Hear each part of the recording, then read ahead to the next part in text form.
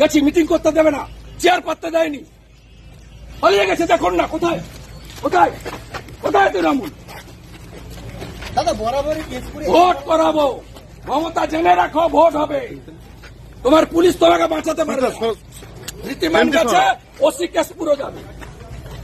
OC কেশপুরকে বলে গেলাম, অনেকবার বেড়েছে আপনার, তৃণমূল বাঁচাবে না। আমি সিপিএম কেও দেখেছি, সিপিএম এর সময় রাজ দেখেছি। আমাকে সব ধমকে লাভ নেই। রাস্তা ঘিরে দাঁড়িয়েছেন, লোক যাবে। আমার তার পিছনে একটা মোটরসাইকেল গেছিল, তার মায়ের সামনে ছেলেকে মেরেছে। তোমার বুঝতে কোন ছেলেটাকে মেরেছে? কিন্তু বলে একটা ছেলেকে মেরেছে। মমতার বাপের রাস্তা এটা, মমতার বাপকে তৈরি করে দিয়ে গেছে। আমার মিটিং এ গেছে, ছেলেকে মেরেছে। কোথায় তারা? পালিয়ে গেছে না? শুভেন্দুকে ভবিষ্যতে পশ্চিমবঙ্গের মুখ হিসাবে তুলে আনার বার্তা দিলেন মঞ্চের ওপর থেকে অমিত শাহ। অর্থাৎ ঠাড়ে ঠোড়ে পরিষ্কারভাবে যেন তিনি বুঝিয়ে দিলেন আগামী দিনে মুখ্যমন্ত্রীর পদে শুভেন্দু অধিকারীর ওপরই আস্থা রাখতে চলেছে বিজেপি তথা অমিত শাহ। কেন এ কথা বলছি? অমিত শাহের সেই বক্তব্য আপনাদের সামনে নিশ্চিতভাবে শোনাবো। কোন প্রেক্ষিতে আপনারা জানেন, ইতিমধ্যেই শোরগোল উঠে গিয়েছে নির্বাচনের মধ্যেখানে। একেবারেই কোনো রকমের সার্চ ওয়ারেন্ট ছাড়া কিংবা কোনো রকমের আগাম নোটিশ ছাড়া বিরোধী দলনেতা শুভেন্দু অধিকারী থেকে শুরু করে ঘাটালের বিজেপি প্রার্থী হিরণের আত্মসহায়কের বাড়িতে যেভাবে ভোর রাতে পুলিশ হানা দিল এবং কোনো রকমের তাদের প্রশ্নের উত্তরের জবাব দিল না যে কেন এই তদন্ত, কোন উদ্দেশ্যে, কোন নোটিশে, কোন অভিযোগের জন্য তারা এসেছেন, কোনো রকমেরই উত্তর পুলিশ যখন দিল না এবং বিরোধী দলনেতা কলকাতা হাইকোর্ট থেকে বিভিন্ন রকমের রক্ষা কবচ পেয়েছেন, তা সত্ত্বেও পুলিশ যেভাবে without any videography, without any media যখন তারা এইভাবে প্রবেশ করেছিল, তা নিয়ে শুভেন্দু অধিকারী কলকাতা হাইকোর্টে এবং হিরণও ইতিমধ্যে কলকাতা হাইকোর্টে মুভ করে গিয়েছেন। আর শুভেন্দু অধিকারীর ভাড়াটে বাড়িতে এইভাবে পুলিশি হানার চূড়ান্ত নিন্দা করেছেন অমিত শাহ। সাথে সাথে যে বার্তা দিয়েছেন যে যত বেশি হামলা করবেন তত বেশি শুভেন্দু অধিকারীকে বড় নেতা বানাবো আমরা। কি বলেছিলেন অমিত শাহ আপনাদের শোনাবো এবং এখানে কিন্তু পরিষ্কার সমীকরণটি লুকিয়ে রয়েছে। আগামী দিনে মুখ্যমন্ত্রীর পদে শুভেন্দু অধিকারী যে বসতে চলেছে তার প্রতিপক্ষ বোধহয় আর কেউ নেই, সেটা অমিত শাহর কথাতেই আরো একবার স্পষ্ট হয়ে গেল নাকি নির্বাচনের মঞ্চে। শুনুন অমিত শাহের বক্তব্য। ममता जी हार से जबरदस्त डरी हुई। कल मैं जैसे ही लैंड हुआ एक एसएमएस मिला कि अपने शुभेंदु दा के घर पर पुलिस ने रेड करी है, रेड करी। अरे ममता दीदी, हम भाजपा वाले हैं, आपकी पुलिस से नहीं डरते। आपके मंत्रियों के यहां से रेड हुई, 51 करोड़ रुपया मिला और शुभेंदु के घर पर रेड हुई, 4 आना भी ममता दीदी को नहीं मिला, 4 आना। हम नहीं डरते हैं। ममता दीदी, आज मैं कांटी में कह कर जाता हूं, पुलिस का दुरुपयोग बंद कर दो, वरना बंगाल की जनता जो 1, 2, 4 सीटें भी लेने वाली है वो भी चली जाएगी, वो भी चली जाएगी। ममता दीदी शुभेंदु पर जितना अत्याचार करेगी, भारतीय जनता पार्टी शुभेंदु जी को जितना ही बड़ा आदमी बनाएगी। ये माफियाओं को चून चून कर, ये माफियाओं को चून चून कर उल्टा लटका कर सीधा करने का काम भारतीय जनता पार्टी। শুনলেন বন্ধুরা, এবং আপনারা জানেন আমাদের রাজ্যে তৃণমূল কংগ্রেসের আসার ইতিহাস। রাজ্যের মুখ্যমন্ত্রী মমতা বন্দ্যোপাধ্যায়ের ওপরেও যথেষ্ট পুলিশি আক্রমণ হয়েছিল সিপিএম জামানায় এবং যত বেশি আক্রমণ হয়েছিল, যত বেশি প্রতিরোধ গড়ে উঠেছিল, তত বেশি মমতা বন্দ্যোপাধ্যায়ের তৃণমূল কংগ্রেসের কিন্তু লাভ হয়েছিল। তারা ক্ষমতায় আসার আরো দোরগোড়ায় পৌঁছে গিয়েছিল। ঠিক একই ঘটনা যদি আপনারা খেয়াল করেন এই মুহূর্তে ঘটতে শুরু করে দিয়েছে। যেভাবে পুলিশ প্রশাসনকে সর্বোচ্চভাবে ব্যবহার করে তৃণমূল কংগ্রেস ভোটের বৈতরণী পার করার চেষ্টা করছে এটা একেবারেই সিপিএম জমানার শেষের সেদিনের কথা যেন পশ্চিমবঙ্গবাসীকে মনে করিয়ে দিতে চাইছে। এবং যেভাবে মমতা বন্দ্যোপাধ্যায় বিরোধী দলনেত্রী থেকে রাজ্যের মুখ্যমন্ত্রী পদে উঠিয়ে এনেছিল সেই সময়ের বামফ্রন্টের পুলিশ, ঠিক সেই ভূমিকায় কার্যত যেন পালন করছে তৃণমূল কংগ্রেসের আমলে মমতা বন্দ্যোপাধ্যায়ের প্রশাসনের পুলিশ। এই শুভেন্দু অধিকারীকে যেভাবে আক্রান্ত হতে হচ্ছে, কার্যত তাকে আগামী বা ভাবি পশ্চিমবঙ্গের মুখ্যমন্ত্রী হিসাবে প্রজেক্ট করার কাজটা তারাই অনেকটা করে দিচ্ছেন। শুভেন্দু অধিকারী গতদিনে তার সোশ্যাল মিডিয়ায় একটি পোস্ট করেছেন এবং সেখানে কোন কোন পুলিশ অফিসার তার এই ভাড়াটে বাড়িতে ঢুকেছিলেন সেই সিসিটিভি ফুটেজের কিছু ছবি প্রকাশ্যে এনেছেন। কি লিখেছেন বিরোধী দলনেতা? তিনি লিখছেন, পশ্চিমবঙ্গের জনসাধারণের জ্ঞাতার্থে আমি জানাতে চাই যে নিচের ছবির এই সব ব্যক্তিদের আমার কোলাঘাটের অফিস ও বাসভবনে অবৈধ অভিযানে জড়িত।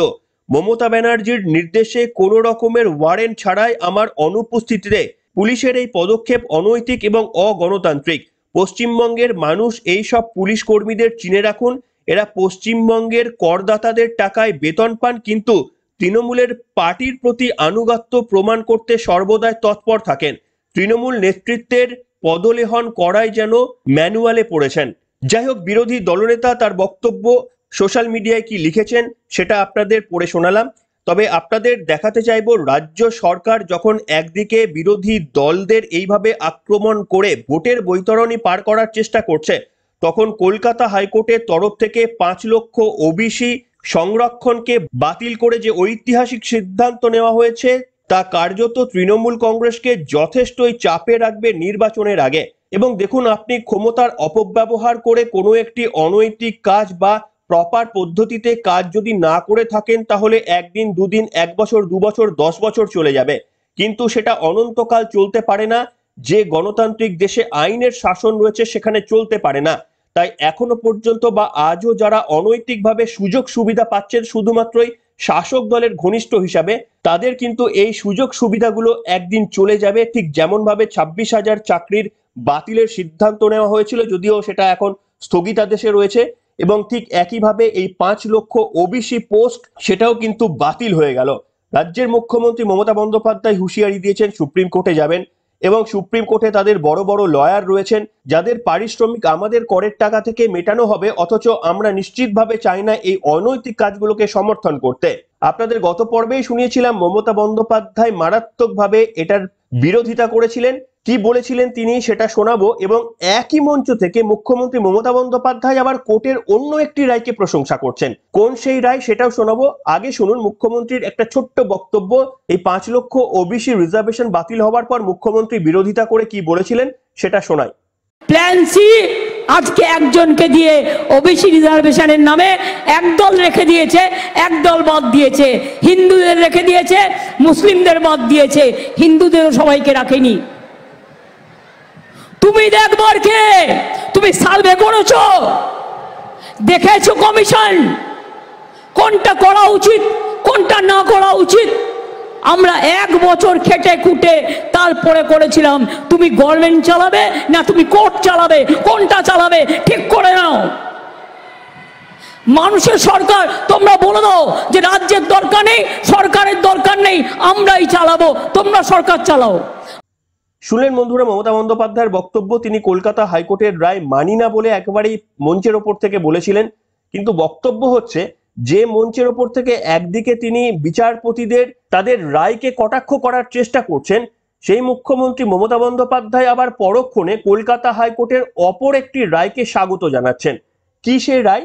আনন্দবাজার পত্রিকার একটি শিরোনাম দেখছেন, লক্ষণ রেখা থাকা উচিত, বিজেপির বিজ্ঞাপনে সিঙ্গেল বেঞ্চের নিষেধাজ্ঞায় বহাল রেখে দিল ডিভিশন বেঞ্চ।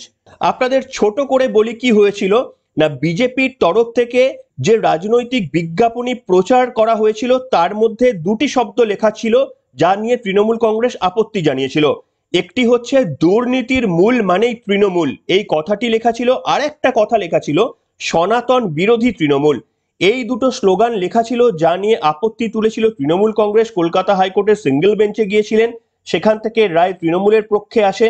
তারপরে ডিভিশন বেঞ্চে যখন বিজেপি বিরোধিতা বা চ্যালেঞ্জ করে গিয়েছিল, ডিভিশন বেঞ্চও কিন্তু সিঙ্গেল বেঞ্চের রায়ের ওপর হস্তক্ষেপ করতে চাননি।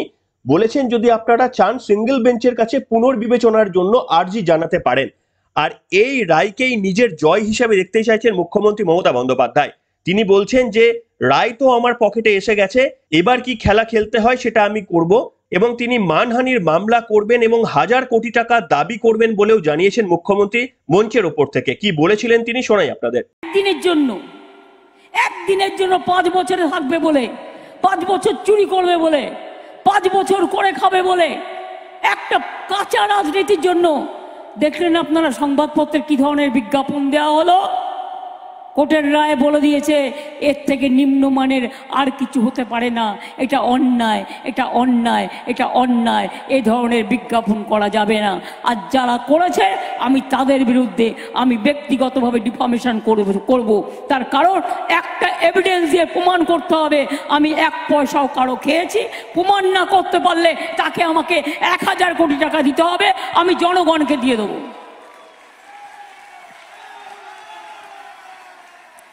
রায় আমি পেয়ে গেছি, এবার খেলাটা আমার হবে।